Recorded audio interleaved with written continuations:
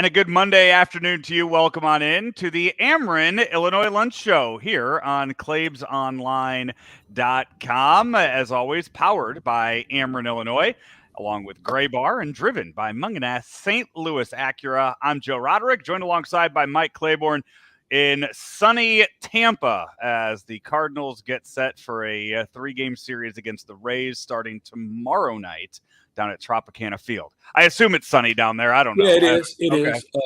And we're in St. Pete, by the way. Okay. Where the stadium is also. So it's a nice area. A lot to do around here. So I'm going to get a chance to sample some of it later. We will talk baseball coming up later on, but a rare occasion that the Cardinals and baseball aren't the lead of the show on Monday, as the NCAA had some pretty big happenings over the weekend. A lot of conference realignment, and Claibs, for years it's kind of been rumored that we would just get down to just a couple mega conferences, and it seems like something happened, the dam broke, and the floodwaters just kind of went everywhere around college sports this weekend, and the Pac-12 is kind of left on the outside looking in. Yeah, it's one of those things that you could see coming, and it's one step closer to seeing these conferences walk away from the NCAA. There's a lot of money at stake, and I think it really kind of started when you look at when Colorado signed Deion Sanders. And brought that vibe into the university. The TV deal had to be torn up because they knew that this was going to be a legitimate draw.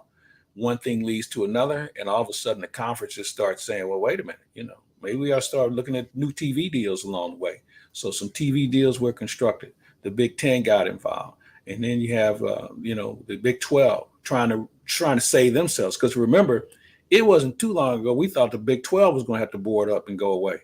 So these guys went for the money grab. They went for the consolidation, and it won't be long before these guys walk into the NCAA and say, we're done. We don't need you anymore. We got a TV deal. We'll put these rules together, and we'll deal with the name and likeness on our own terms, and, see you later. Now, that doesn't mean the NCAA won't have a place, because they still have other schools that are still playing sports. I think one of the issues is going to be, what does this do for basketball? Because basketball is next as far as alignment is concerned.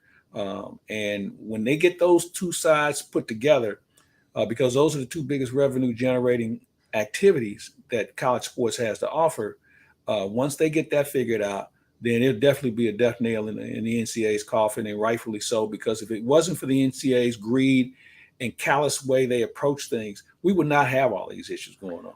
Yeah, what is that? Right now, I mean, the Big Ten, are they up to 18 schools right now? So. Yeah. So 14 right now, and we already knew USC and UCLA were going to be joining eventually in a few years, and then Oregon and Washington come in. So now the Big Ten, which is now kind of forming a East. I mean, they really do. They span the entire country from Rutgers to Oregon. They're going East Coast to West Coast right now. And, you mentioned basketball. You mentioned that. Some of the other sports, I mean, travel is going to come into play on a lot of this. And I know Eli Drinkwitz had some comments to make about the realignment and just kind of what it does for the student, in the word student athlete of things. Yeah, it's a game changer. We used to have the 20-hour rule of practice. That's got to expand because of the travel that comes into play. And it seems like now we've gotten away from the academic challenges, that are provided. You don't ever hear about anybody flunking out or academically ineligible. You don't ever hear about that element of what college students are all about. This is a money grab. And, while I'm sure somebody's looking over the shoulder of somebody else, it is going to really change the dynamics of how we look at college sports. I mean, we thought the portal and NIL was going to be different. It's going to make things different. And it truly has. But I think from a standpoint of being able to recruit, when you can recruit the country now, for your conference, that's a real game changer. That's a huge game changer as far as where you get players from who were traditionally accustomed to staying on the West Coast. Well, you know what? The West Coast, you can stay on the West Coast if you want to, but, the West Coast is going to be going east. Mm-hmm. and there's going to be a lot of different things that's going to change about it. So I'm anxious to see how this unfolds. I just think there's so much to unpack here with regard to the logistics of this and how the money is going to be divvied up, and what TV networks are going to carry what, and where the streaming come into play. I mean, there's so many things that we have yet to unravel. It's almost like the Live Tour merger. We heard Yep. about it, but we still don't know what the hell's going on. At what point? I mean, now we know the SEC is about to add Oklahoma and Texas, and the SEC. I mean, all of this. It's cute that the Big Ten is expanding the way they are, or the same with the Big 12, but everything runs through the SEC. Football runs through the SEC. I mean, you look at some other sports that just the SEC. Baseball, Yeah, base. basketball. I mean, what is it? 19 of the last 20 that's been won by baseball. Probably the Yeah. same in foot. I mean, it's unreal how dominant they are And look at when what it they comes do to in the basketball sports. now. Yeah, I mean, they got a seat at that table now.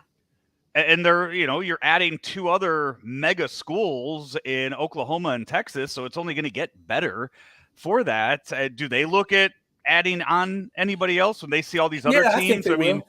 is it Yeah, the race to 20 right now for one of these I, for any of these conferences? I think that Florida State might be a program they might want to look at, because Florida State's not happy with the ACC and how they're doing business, and that's another conference that could go belly up. The way they've handled some things, that's another conference that could find themselves being the East Coast version of the Pac-12. I could, yeah, and that's that's kind of where I was going to lead with my next thought on this, because if you're the Pac-12, how many teams do you have right now? I mean, what are Four. they? So What do do you you have? Stanford, Cal, Washington State, and who else? I'm missing somebody. and so what are the options? I mean, the options there. So yeah, as I'm looking at this right now, you have it's Cal, Oregon State, Stanford, Oregon and Washington State. and Washington State.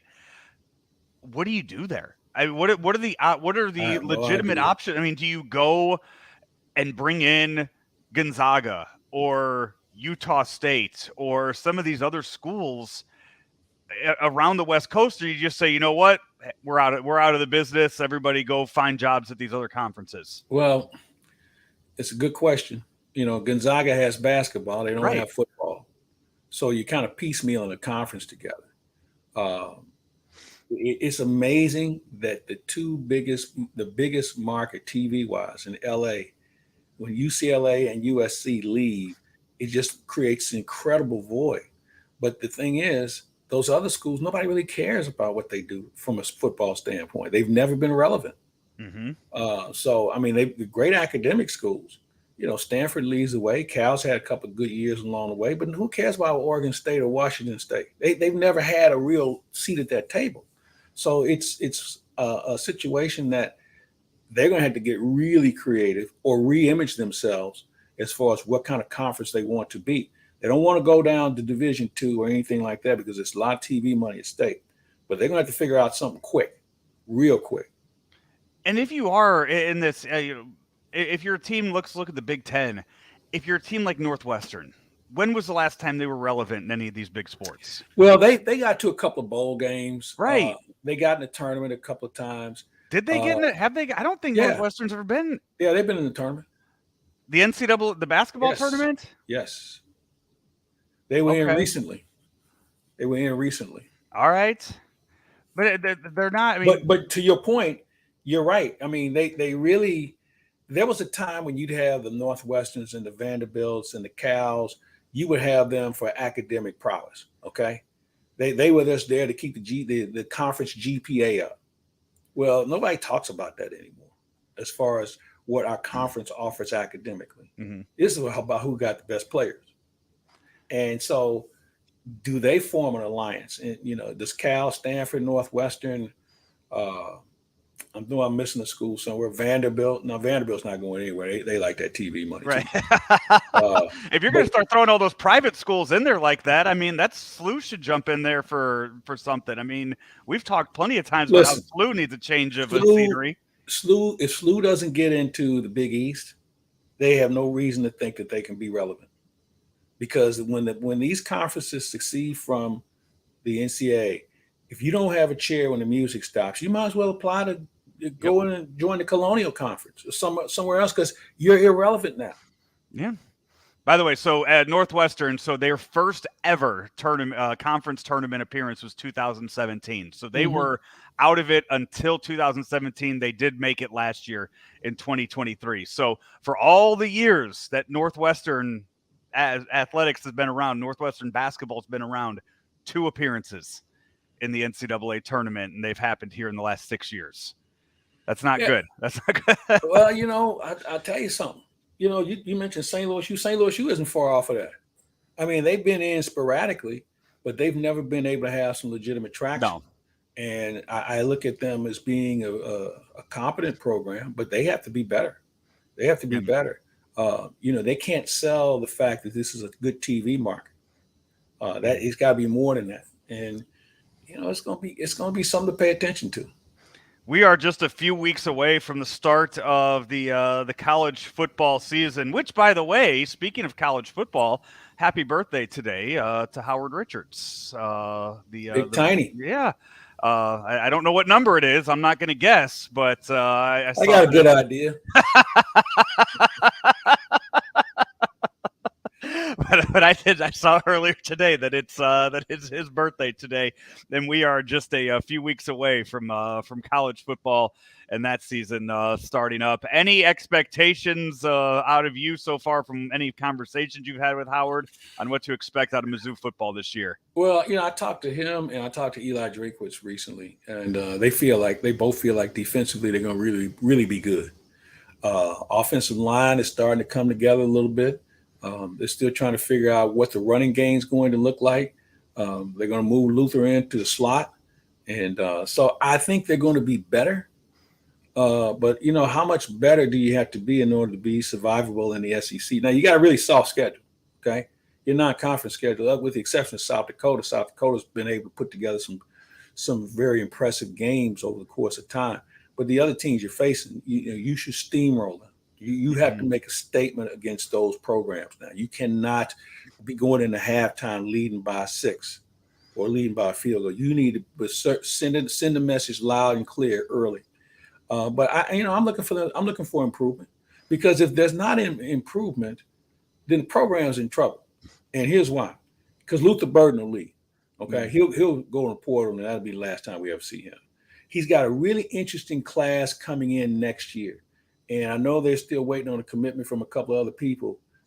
Ryan Wingo's one of them, young man from St. Louis U High. They got Jude James from Francis Howell. Those two guys have been friends since they were kids, and I think they like to play together. But still in all, you have to make sure that your program is better up front when it comes to your offensive and defensive lines. If you don't have them, and I know I preach about it all the time, and I always use Alabama as an example. I can even use Georgia. Look at how many guys that they have that get drafted in the first round, early in the first round. Now, that doesn't mean that you have to go out and have a bunch of first rounders.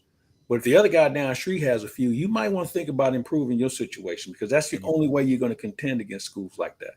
Yeah, the huddle up with Howard. I assume making its return here in just a couple weeks. It will, and we got to figure out. We're going to rearrange the way we do our NFL picks, our college football picks this year. I think it's going to be more on a confidence schedule, a confidence points system. I think is how we're going to go about doing that this season. Whatever it is, let me know, and just make sure you put my name on the trophy. That's another thing too, is we got to put some. We do need to have some sort of recognition, financially. We ought to find us a trophy of some sort. We'll figure. Yeah. Well, that's what you know damn well that I'd be all for a championship belt when it comes to this, but as far as being in the running for this, that has not been the best. No, it hasn't. It really, really hasn't. Hey, this is the Ameren, Illinois Lunch Show with Claibs and Joe, brought to you each and every week by Ameren, Illinois. And Claibs, you and I both have had a chance to talk with a few people over at Ameren about the way that they handle big storms, handle emergency situations. And with the weather that we have been having here in St. Louis these past few weeks, with all the rain and the storms, they have been working a lot of overtime on the tirelessly. Illinois Yeah. side, and throughout the Midwest. I was with Yeah. I was with the president of Ameren, Illinois recently, Lenny Singh, and we were just talking about how they have been working wall to wall. They are as prepared as anybody, and they're getting help from outside, but it's a daunting task, and I don't think people take appreciation to it until you don't have power. Yeah. And they work really hard in making sure it's restored as quickly and as safely as possible. And if you don't believe us, you can go on their website and check them out and see all the things that they're doing. We've been talking about them for the last 3 years about what the impact they've had on our community on both sides of the river, but certainly in Illinois, and the things that they have planned for the future. The electric vehicle issue is a major one that's on the horizon, and how you can get enough charging stations within the state, especially Southern Illinois, especially how they're spread out. So there are a lot of things that we're going to be doing here in the very near future with Ameren that will even enhance their situation more, including, I know I'm going to do it. I don't know if you want to do it. We're going to climb a pole. Oh yeah. Yeah. All right. Yeah. Well, So, you tell me when and where, and when I get back, we'll put it all together. All right. We're going to be linemen for a day. Okay.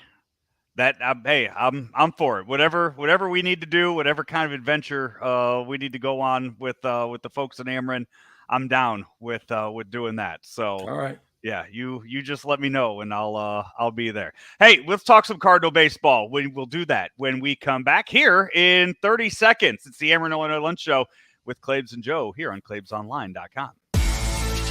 Holiday out to deep right. Yes, yes, yes, he did it. On Friday, August 18th, the Cardinals host the Mets, and that night, 25,000 fans aged 16 and older take home a Cardinals Hall of Fame Car Parade bobblehead thanks to Ford. Fans will be surprised at the gates when they receive one of two mystery bobbleheads. Will it be Matt Holliday or will it be Ted Simmons? Which one will you get? Find out August 18th. Get your tickets now at cardinals.com/promotions. Back here, lunch with Claibs and Joe. It's the Ameren Illinois Lunch Show with Claibs and Joe, driven by Munganast St. Louis Acura, Munganast Burkhart Alton Toyota, and Claibs. Another thing, when you get back, we'll have to head out to Munganast St. Louis Acura, do a show from there on a Monday afternoon.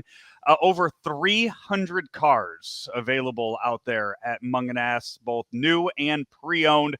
And I mean, 300 is just a huge number when you look at what some of the other dealerships in town have to offer. Oh, I agree with you. Munganast has been around for a long time. They have great contacts and making sure they get product. A lot of dealerships are still scrambling, but you don't have that issue in Munganast. And they also have a great selection of pre-owned cars as well. So there are a number of things you can do. You can go online. I personally like to go in and kick the tires and see for myself. But there's a lot of information you can find out before you go in and talk to the professionals in Munganast on both sides of the river. And there's going to have a car with your name on it. And it's going to be for a good price too. Cars are expensive, but I think when you see how they can create the financing and do all the other things that make you feel like you're comfortable in being able to handle such a challenge, because you think about the biggest investments you make outside of your family or your home and your car.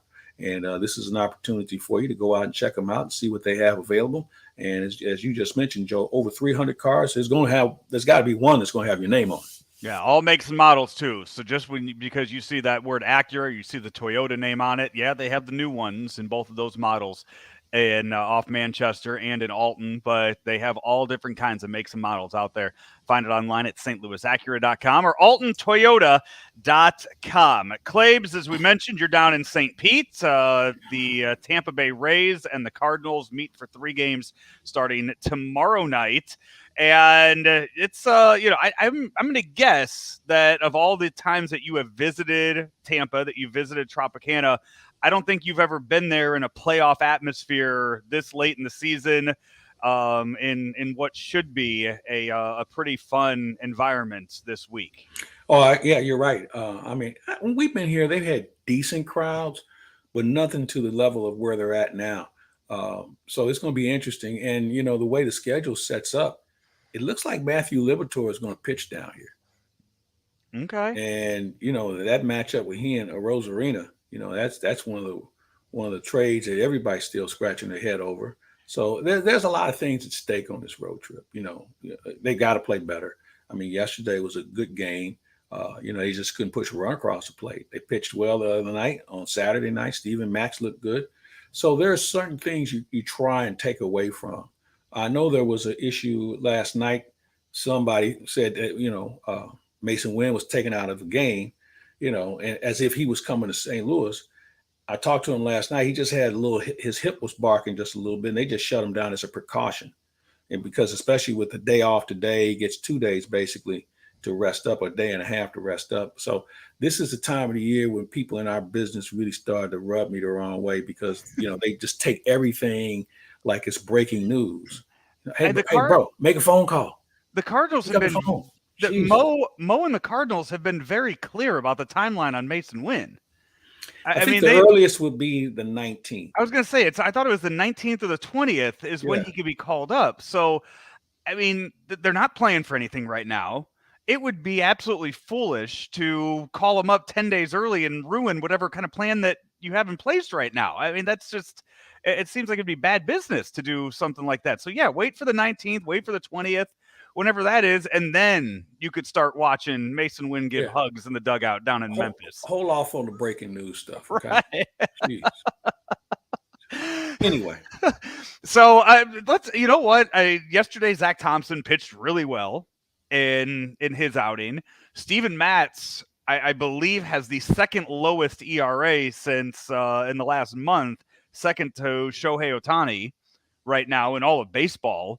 So when you start to look at next year, because that's where we are right now, it's 2 months left in the season. We're shifting our attention to what that rotation is going to look like in 2024. Is Steven Matz, is he back on your radar now of being a viable starting pitcher after whatever he's discovered? Yes. I think he's on your radar for a couple of reasons. One, he's pitched much better. Two, you're paying him. Yeah. So I think he's made a statement. What we saw from Zach Thompson is something they can certainly build on. I think I still want to see a little bit more. The bullpen with JoJo Romero has started to kind of take shape in his role. I still think you need a professional, experienced closer, but there's certain things that you're starting to see. You say, okay, let me take a look at that one more time. Mm-hmm. Let it eat a little bit and see what happens, because they're going to start internally, but they're not going to make the mistake they made this previous year of staying internal. They're going to bring in some other people. Okay. We're not going to go out here and say, we got 6 guys in our rotation, in spring training. And I understood why you did it because they were already here. Not going to do that one again. As of right now, who is your big name? Because you're talking about going out. Are you talking about making a trade or getting a free agent? Which one are I think you might do both. On? Okay. I think he might do both. I'll tell you a guy who intrigues me, and maybe because I saw him up close, is Sonny Gray. He's a guy that just he has been so consistent, and I feel like so under the radar. He's given up just 5 home runs this year. Yeah, 5. So that's a guy I would take a look at. Is he free agent after this year? So. I believe so. Because the other big name free agent I feel like out there is going to be Blake Snell. Yeah, but you know what? There's some people that'll tell you Blake Snell isn't what you think he is. He's your quintessential 5-inning pitcher. Mm-hmm. Okay, so you have to think about that. And I think what's also important here, you have to be careful not paying a guy for what he did. And the guy who comes to mind is guy in Philadelphia, Aaron Nola. Okay. Because he's a workhorse. So you have to wonder how many more bullets does he have for his next contract. So there's some things you got to step back and reevaluate. And I'll tell you something else that's going to come into play. If the owners didn't learn something this year by signing these guys these big long-term contracts, when will they learn? Because there's too many teams that are competing with less payroll. And we're seeing one in Tampa. You look at the Marlins. You look at some other teams that have really been good at scouting and developing. And they're going to have to pay somebody at some point. But at the end of the day, they're the $300 million payrolls. They're going to be watching this thing on TV. Yeah. Aaron Nola, 2018, he threw 212 innings. 2019, 202. In 21, 180. Last year, he threw 205. He, as you mentioned, he's a big boy. He's a workhorse, 6'2", 200 pounds. I feel like those guys, that's the durable body that's out there. Those are the Yeah. guys that are going to continue to do that team after team and go out there and throw you those 200 innings no matter what team they play for. I'd much rather, I think, go after a guy like that who's been consistent at that 200 number than go at a guy that just had one big year and was lights out for a year and then change his environment. Yeah, I think you make a good point. And you know what? Maybe they come back and kick the tires on Flaherty, make it a short deal. See, I'm of the belief if it's me, I give 20 a year for 3 years. For Flaherty? Yeah. Okay. Because I'm getting the best of him at that point. Okay. He'll be 30 when he's up again. Go right back and get in line again if he wants to. What did you think of his first appearance with the Orioles, topping He out was, 97? He was really good. Yeah. He's really good. I watched that game, and Slider was working that. He started throwing his curveball more. Did you get to watch it with the volume up, or were you guys broadcasting? Were you working while that was going on? I had it on for a little while. We had it on the booth. I was just going to say, I don't know if you had a chance to hear who was a big fan of Jack Flaherty, but Jim Palmer seemed to really enjoy watching him pitch on that afternoon. Yeah. I think you throw in the account that A, he was pitching well, and B, he was new. Somebody you hadn't seen before. So that goes into play also. Yeah. I haven't seen – has Jordan Montgomery pitched yet for pitched Saturday, didn't he? Did he? Okay. Yeah. I think he pitched Saturday. I don't know. I don't remember his line score, but I thought he pitched well. I didn't see that. I knew up in Toronto that Hicks and Cabrera have both they both got hit pretty hard. Yeah. Yeah. So they had a rough outing. So right now, I mean, early returns. All right, again, this is we talked about this last week. And somehow everybody, it's the same thing whenever there's news in the world, actual news, political news, it's something around the world that people become experts on it. Suddenly around the trade deadline, everybody becomes experts on everybody else's farm systems around baseball, even though they hadn't heard of any of these guys, but they'll look at it and go, oh, well, look at those numbers. Yeah. You know what? You're right. And I've refrained from getting into that discussion because I haven't seen any of these guys. If one of these guys was in a Bellman's waiter's uniform, I wouldn't know who he is. Yeah. So I'm going to wait until we get our real eyes on him, and maybe even people in our organization can see him a little bit more. So when you look at these kind of deals, it's just nothing but fodder at this point because we don't know, and I'm a realist about that. I mean, hey, I don't know, and I won't know. I may not know for a couple of years. No, Rammer and I were talking about it this past week when the Twins were in town. Johan Duran, the closer for the Twins. Oh my God. Let me tell you something. This guy he threw a couple of split-fingered 100-mile-an-hour fastball. 102. And I'm like, okay, now hold on, man. Let's talk about this for a minute. And we had I don't know if you heard our pregame show with Ali Marmol the other day. Sunday with regard to the change in the game with regard to pitching where because these bullpens are getting so good and teams are spending money on bullpens now, it's almost a 5 or 6 inning game because the guys they bring out of the bullpen now are borderline unhittable. They may have an off day from time to time, but you don't catch up to 102 with movement. Now, and the reason why I say 102, because Ali had a great point. I think he said, he gave me a number the other day. A few years ago, the top guy who was throwing was at 91, and now it's like 96, 97. But point being, my thing is this, the more you see 95, 96, the better chance you have of having success. But you don't see 102 with movement that often.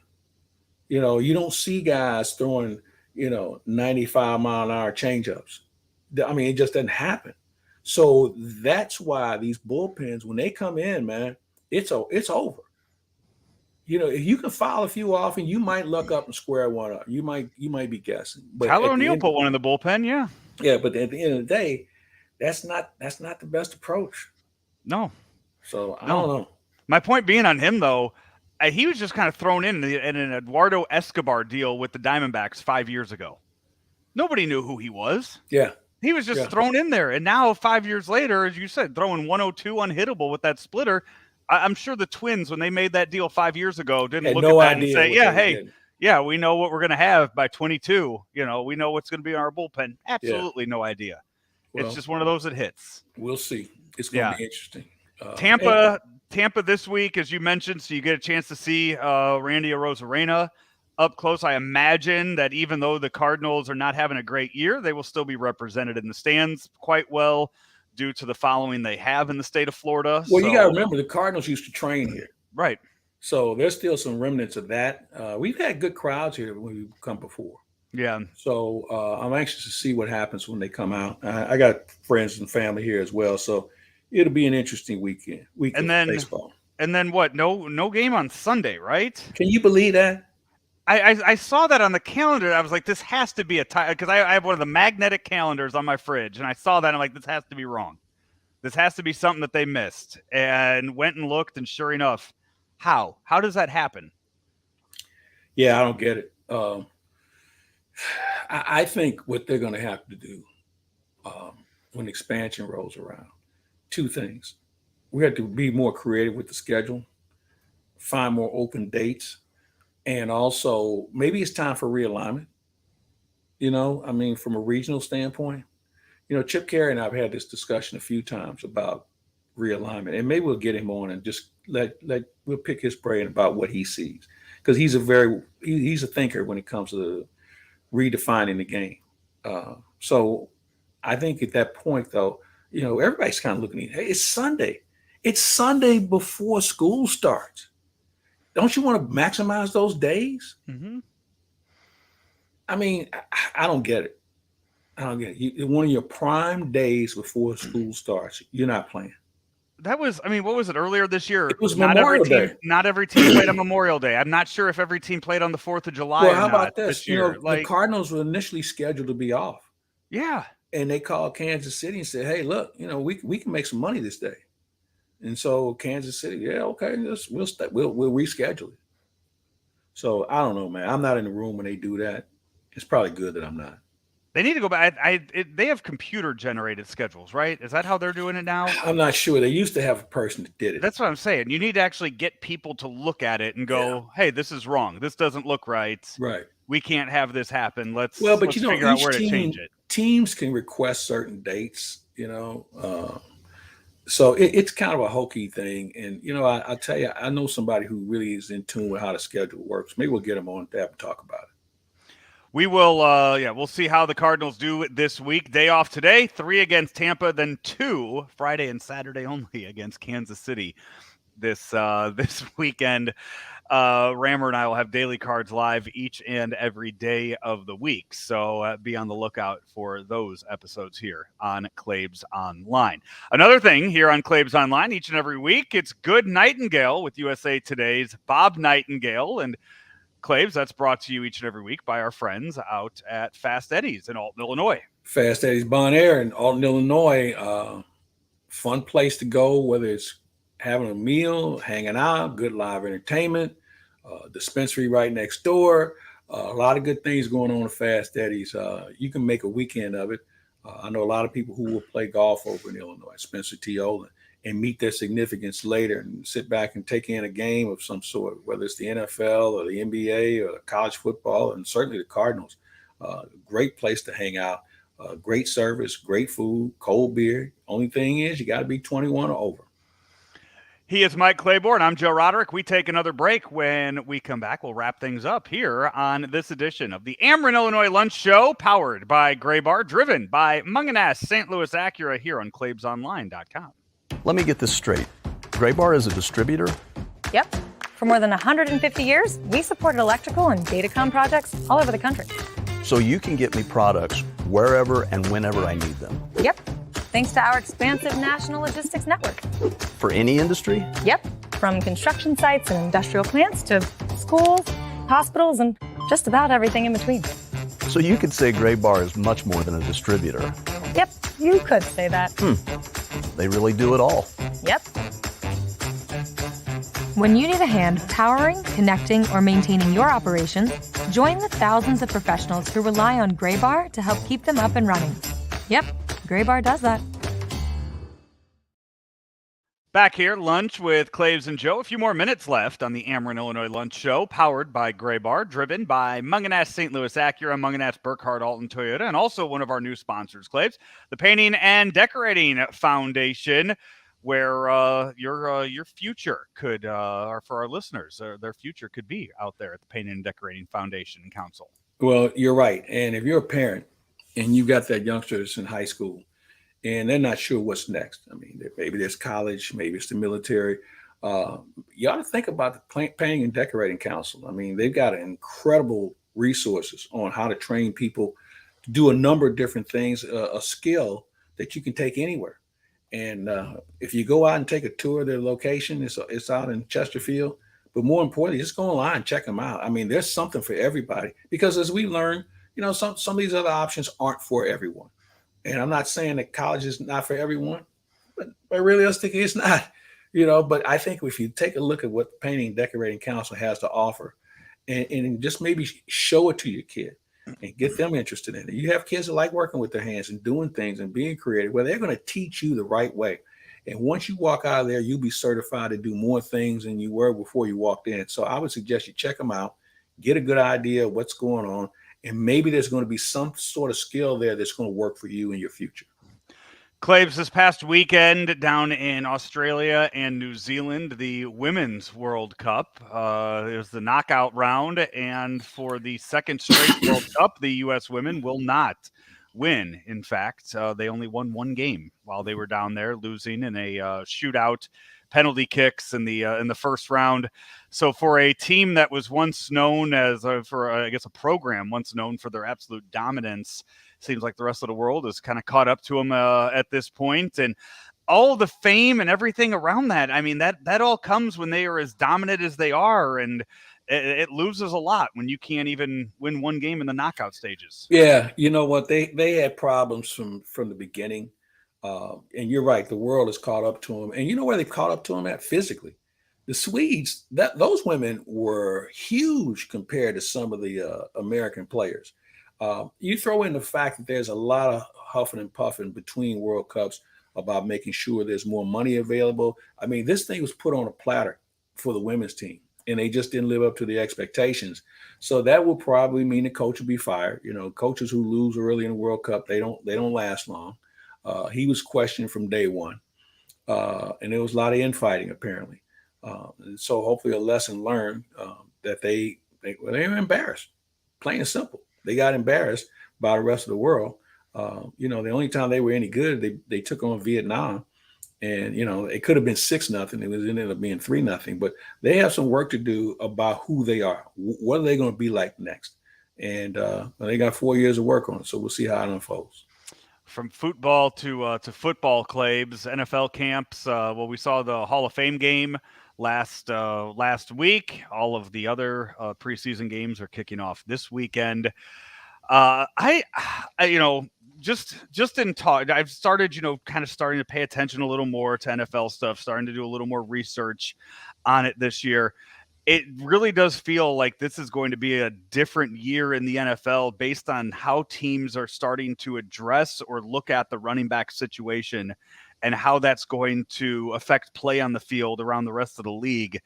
We're not going to find out until week 1, week 2 of the actual season. The preseason games aren't going to tell us anything about what teams are going to be looking at when it comes to that position. But you're seeing so many running backs not being paid and just kind of being kicked to the side so early in their careers that it might be a new phase, a new era of NFL football this season. Well, I know it's a trend. I don't think we'll know anything about the NFL till the 4th week of the season. Okay. Because none of these guys play in preseason. They got to get themselves in true football shape with regard to contact. This whole running back thing is a head scratcher, but I will tell you this: you better have one in November and December if you want to move your offense, because by then these teams will load up and double your receivers and make you run the ball. These defenses, man, are just so good right now. But I think it also has a little bit to do with how we teach blocking and this is something Howard Richards and I are going to get into when Huddle Up rolls around. Blocking now is pushing and shoving and grabbing. There's no physical strength required as far as getting under a guy's pads and really tossing him, pancaking a guy. That's how you have a running game. We don't see that taught anymore. And I think it's caught up to the game where everybody wants to pass protect. And I get it. That's the quickest way to score. Mm-hmm. But I think we've kind of gotten away from the basic fundamentals of the game. Now, people will say, well, the game's changed. Yeah, it has changed. But if you don't have the basics working for you, it's all for naught, man, because it catches up to you. So I think this is going to be, I agree with you. I think this is going to be a very interesting season and how things are going to be perceived. But to eliminate the running back as we know it, I don't think that's going to happen. I think what you're going to look for are more running backs who can catch the ball out of the backfield, which they've been able to do, and also find running backs who can block. Mm-hmm. There's still something to be said for a guy who can break one off. Yeah. Okay, and grind it out and push a team and wear them down. There was a time when teams would physically just punish you with a running game. And, we don't see that anymore because we're trying to throw it on every down. I get it. But I still think you better have a running back in your back pocket. You better have two of them if you want to compete. You have 5 games coming up this weekend. Anything planned? Anything special planned for the pre-games when you were in Tampa this week? Anybody special? No, we just kind of go as we see it. We'll probably talk to some coaches a little bit more. I'll tell you something, Joe. Being a baseball coach is hard, man, at this level. It's ultra time consuming. With all the numbers that they have to crunch before the game and preparing guys to play in certain positions or watching video on a pitcher and what he's got. Is there a tell somewhere? It's a hard thing to do. So we're going to hopefully visit with some of those guys and just kind of get their slant on what they see these days. And you just never know who shows up at these games that we might be able to talk to. You every year you go to Kansas City for this. Do you have a recommendation for food in Kansas City, a restaurant out there? Well, everybody thinks barbecue is the cat's be out there, and maybe they do. You know what? They have a great Capitol Grill right there in the plaza. That's where you may find. That's where you may find me. Let me think about that because there are a couple of little nooks and cranny places that I've been to. But let me think about what's hot right now. All right. Well, you enjoy your Friday and Saturday there in Kansas City this weekend, and then you'll talk. I hope with Nick Ragone. I hope you guys are able to connect this week. Talk a little golf this week as we are a month away from the Ascension Charity Classic. I'm sure Nick will have a new announcement for us as well. So I'm looking forward to doing that on Thursday. Yeah, his press conference was last week. For that, you can find it by going to the Claibs Online YouTube page. You could see the press conference from last week there. A lot of good information from that visit last week. Yeah, a lot of good information. Well, Claibs, safe travels this week. Enjoy your time, your day off. You get a day off today down in Florida. Maybe you know what? May take in a movie this afternoon. I haven't seen Oppenheimer. Oh, okay. Barbie's not. Yeah. I don't want to wait in line. I took my son last night. We went to go see the new Teenage Mutant Ninja Turtles movie that was out. I'll tell you what. Hey, if you just want a quick movie for any parents out there, Claibs, the movie is like less than 90 minutes. Well, they figured out the kids' attention spans aren't that long, so they want to get in and get out.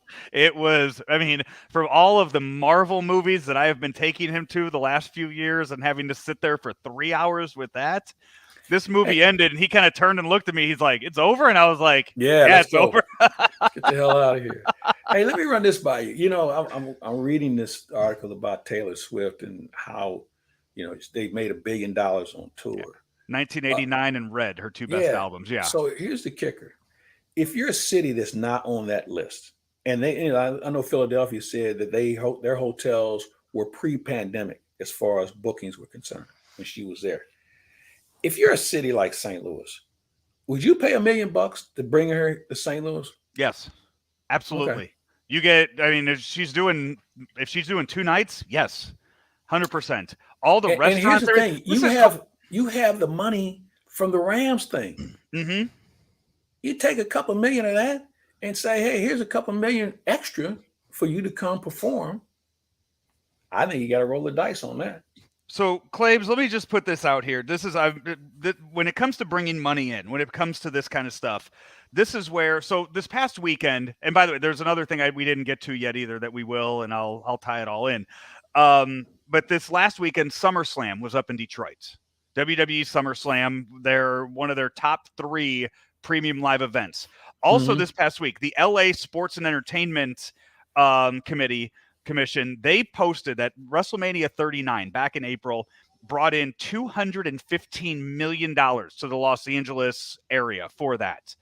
You're not bringing SummerSlam, or you're not bringing a WrestleMania to St. Louis. They don't have the venue. The dome isn't going to be a venue for that. They want nice, newer domes. But there's How no would they reason. know the difference with They- their fan base? They don't will. care. Look, man, They also want stuff to you to be able to go do stuff, and they want it to be a good time of year.